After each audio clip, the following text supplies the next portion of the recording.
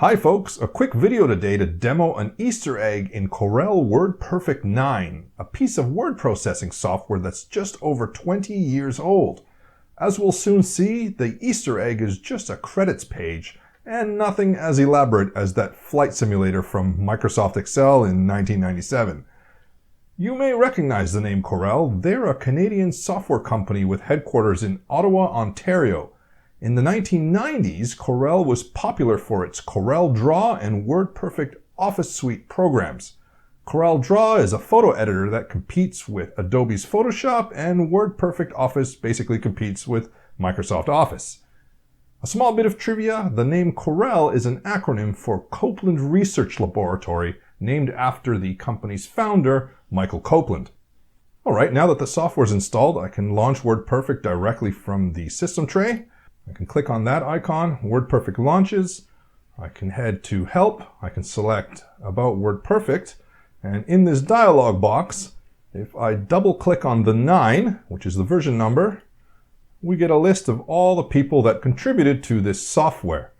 You can use your mouse to click and drag and scroll the names to a particular area that you're interested in. And if we pay attention to the people's names that start with S, right there in the middle of the screen is my name, Steve Guidi.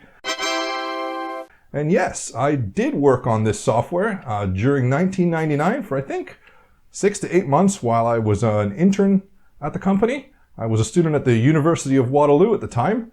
And yeah, they had me fixing a bunch of bugs in this software at the same time that this software was being ported to run on Linux. Corel was developing its Linux distribution, and this was supposed to be one of the flagship products that was released for it. As I recall, most of this software was developed using the Wine emulator in Linux, and there was a little bit of native functionality in terms of the window manager. It's been a long time, I don't completely remember the details. Anyhow, I'm going to let this scroll in slow motion so you can see all the names that show up. A couple of my university classmates are in this list too, surprisingly. I'd totally forgotten about that. Now there's one more tiny Easter egg in this name list for Lego aficionados. If you're familiar with the big names in the Lego creator space, you might recognize one of the names that shows up on this list. I'll leave it to you to find it.